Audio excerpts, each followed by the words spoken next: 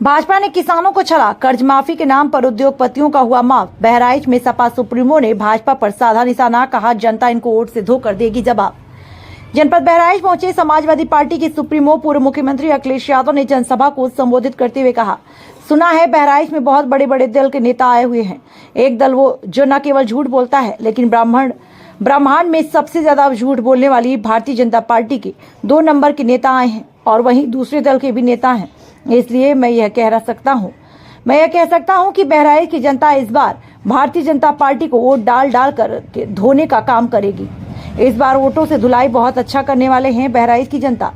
मंच से संबोधित करते हुए उन्होंने कहा कि मैं देख रहा हूं कि बड़ी संख्या में नौजवान हैं और जिन नौजवानों ने पढ़ा होगा वह जानते होंगे अंतर्राष्ट्रीय स्तर पर जो बेरोजगारी को लेकर के रिपोर्ट आई है, वह रिपोर्ट यह बता रही है कि आज भारत देश में 85% नौजवान बेरोजगार हैं। उसके पास नौकरी नहीं, वह काम करना चाहता है लेकिन रोजगार नहीं। और इस सरकार ने तो हमारे नौजवानों के साथ, उनके भविष्य के साथ खिलवाड़ करने का काम किया। जो भी परीक्षा हुई सरकार में हर परीक्षा का पेपर लीक कर दिया और एक लीक नहीं हुआ, 2 परीक्षाएं पेपर लीक नहीं हुई। अगर आप सही से हिसाब किताब लगाओगे तो अभी तक 10 से ज्यादा ऐसी परीक्षाएं जिसका जानबूझकर इस सरकार ने पेपर लीक करा दिया। नौकरी नहीं मिली। यह नौजवान जो फौज में जाता था नौकरी जवान बनने, सीमा की रक्षा करने, पहले तो इन्होंने भर्ती ही नहीं की।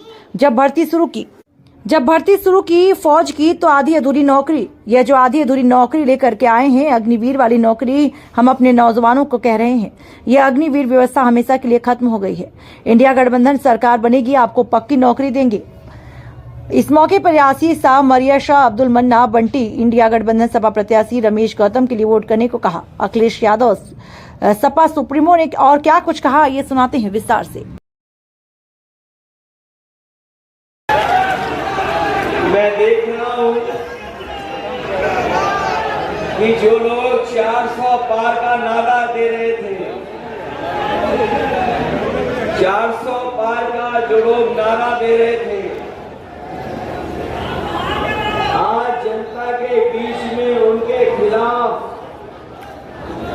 जो नाराजगी है और जिस तरीके से करोड़ों लोगों ने वोट डाल करके भारतीय जनता पार्टी को संदेश दिया है, वो जो 400 पार का नारा वो भूल चुके हैं। अब 400 पार नारा दे नहीं पा रहे, उनकी हिम्मत नहीं हो रही है कि वो 400 पार का नारा दे दें। वैसे तो ये सरकार बीजेपी अपने आप को डबल इंजन की सरकार बोलती है। जहां जाते हैं भारतीय जनता पार्टी के लोग उत्तर प्रदेश में, अक्सर हमने और आपने सुना होगा, वो ये कहते हैं कि डबल इंजन की सरकार है। अभी जब मैं पुलिस लाइन से और आपके बीच में आ रहा था तो मैंने बड़ी होर्डिंग देखी। वहां पर होर्डिंग पर जो लोग कहते थे डबल इंजन, उनका एक इंजन पहले से ही गायब है। और जो शहर में बड़ी बड़ी होर्डिंग लगी होंगी उनमें पहले एक इंजन गायब हो चुका है। और जो अपने आप को कह रहे हैं कामगार और दमदार, जिस समय बहराइच, गोंडा और कैसरगंज के लोग वोट डालेंगे वो भी होर्डिंग से गायब हो जाएंगे। जो डबल इंजन के दावे करने वाले लोग, उनके दोनों इंजन गायब हो जाएंगे। और जो होर्डिंग आपने देखी होंगी, जिस खटारा इंजन के लिए ये वोट मांगने आ रहे हैं, वो खटारा इंजन तो कहीं दिखाई नहीं दे रहा है। बताओ, कहीं होर्डिंग में वो खटारा इंजन दिखाई दे रहा है क्या? और दिखेगा भी कैसे? क्योंकि भारतीय जनता पार्टी ब्रह्मांड की सबसे झूठी पार्टी है, जो अपने आप को दावा कर रहे हैं कि दुनिया में सबसे बड़ी पार्टी है। अगर उनके 10 साल का कार्यकाल देखोगे तो वो ब्रह्मांड की सबसे झूठी पार्टी है और अब तक जितनी बातें उन्होंने कही हैं उनकी हर बात झूठी निकली और उनका हर वादा झूठा निकला। जिन्होंने कहा कि किसानों की आय दोगुनी हो जाएगी, हमारे किसान भाई भी आए होंगे, उनके परिवार के सदस्य लोग भी हैं, नौजवान उनके परिवार के हैं। बताओ किसानों की कहीं आय दोगुनी हो गई हो तो बताओ। न आय दोगुनी हुई और महंगाई बढ़ा करके जो लागत बढ़ाई है उससे हमारे किसान की आर्थिक स्थिति और खराब हो गई। जिस समय सरकार को आगे आकर के मदद करनी चाहिए उस समय सरकार ने किसानों को बाजार के ऊपर छोड़ दिया है। जो मुनाफा जो लाभ उन्हें मिलना चाहिए था सरकार नहीं दे रही है। हाल ही में जो फसल आपकी आई गेहूं की, अगर चाहती सरकार तो आपको ज्यादा कीमत दिलवा देती, आपको लाभकारी मूल्य दिला देती, लेकिन सरकार ने पूरा का पूरा आपको बाजार के भाव छोड़ दिया। ये सच है कि थोड़ा बहुत बाजार से लाभ मिल रहा है, लेकिन अगर सरकार चाहती तो शायद उससे ज्यादा मुनाफा हमारे किसानों को मिल जाता। जहां किसानों के साथ ये धोखा दे रहे हैं, वहीं हमारे किसान भाइयों को इन्होंने काले कानून ला करके संकट में फंसा दिया था। मैं अपने किसानों को बधाई देना चाहता हूं कि एक एक किसान न केवल उत्तर प्रदेश बल्कि देश का इकट्ठा हो गया और दिल्ली जाकर के सरकार को घेर लिया। सालों साल बैठा रहा किसान, 1000 से ज्यादा किसान शहीद हो गया, लेकिन किसान नहीं हटा। किसान तब हटा वो दिल्ली से जब किसानों की मांग पूरी हो गई और तीनों काले कानून सरकार ने वापस ले लिए, तब किसान पीछे हटा। ये सरकार के साथ अन्याय करते रहे, दीवारें बनवा दी, आरसीसी की बोर्डर लगवा दिए, कीलें लगवा दी। अगर कोई ट्रैक्टर में जाकर के डीजल भरवाना चाहता था तो ये सरकार उसको डीजल नहीं भरती थी, क्योंकि ये दिल्ली ना चला जाए किसान। लेकिन मैं अपने किसानों को बधाई दूंगा कि आंदोलन को सफल बनाने के लिए हम अपने किसानों को आज ये भी भरोसा दिला रहे हैं कि जो आपकी लड़ाई रही है कि लाभकारी मूल्य आपको मिल जाए, कानूनी अधिकार एमएसपी का मिल जाए, हम आपको भरोसा दिला के जा रहे हैं। समाजवादी पार्टी और इंडिया गठबंधन ने तय किया है कि आने वाले समय में जब सरकार बनेगी तो हम अपने किसानों को लाभकारी मूल्य के साथ साथ उन्हें हम कानूनी अधिकार एमएसपी का दिलाने का काम करेंगे। न केवल एमएसपी का कानूनी अधिकार मिलेगा, इसके साथ साथ जिस तरीके से भारतीय जनता पार्टी ने बड़े बड़े उद्योगपतियों का कर्ज माफ किया, हमारे जागरूक लोग जानते होंगे जब कर्ज माफ करने का फैसला भारतीय जनता पार्टी ने लिया तो उन्होंने नियम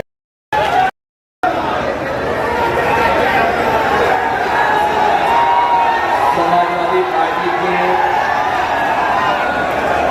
जिलाध्यक्ष अपनों के खिलाफ बुरा भला कह रहे हैं, पूरा और पैसे की बात कह रहे हैं। वही बहुजन पार्टी अपने परिवार के ही सदस्य के खिलाफ कार्रवाई कर रही है। एक तरफ तो वो लोग हैं जो संविधान बचाने की बात कर रहे हैं, तो उनके खिलाफ कार्रवाई हो रही है। और कौन नहीं जानता है कि इस बार उत्तर प्रदेश और देश की जनता ने मन बना लिया है कि कोई भी अपना वोट खराब नहीं करेंगे। मैं बीजेपी के लोगों से भी कहूंगा, जब वो अपने लोगों के खिलाफ बोल रहे हैं तो बीजेपी के लोग वोट ना खराब करें। समाजवादी भी अपनों के खिलाफ कार्रवाई कर रही है, तो बहुजन समाज के लोगों से मैं अपील करूंगा जो संविधान और लोकतंत्र को बचाने की लड़ाई लड़ रहे हैं, उनके साथ खड़े हों, समाजवादी पार्टी और इंडिया गठबंधन के पक्ष में मतदान करें। अखिलेश जी बदायूं के अंदर प्रशासन द्वारा बीएलओ की पर्चियां छीनी गई है, उसके ऊपर क्या कहना है? अखिलेश जी, बदायूं में बीएलओ से प्रशासन द्वारा पर्ची छीनी गई है। देखिए, भारतीय जनता पार्टी पर इस बार ताला लगने जा रहा है, इसमें घबरा रहे हैं लोग। और बदायूं, संभल, मैनपुरी या और ये पार्टी का थे, लेकिन मैं कार्यकर्ताओं को, जनता को बधाई दूंगा। अरे यार, क्यों खराब कर रहे हो सबकी बात मेरे भाई? जिन्होंने लाख कोशिश बीजेपी ने की हो प्रशासन के माध्यम से, उसके बाद बूथ पर पहुंचे, अपना वोट डाला पूरा। डिप्टी सीएम का आरोप परिवार को टिकट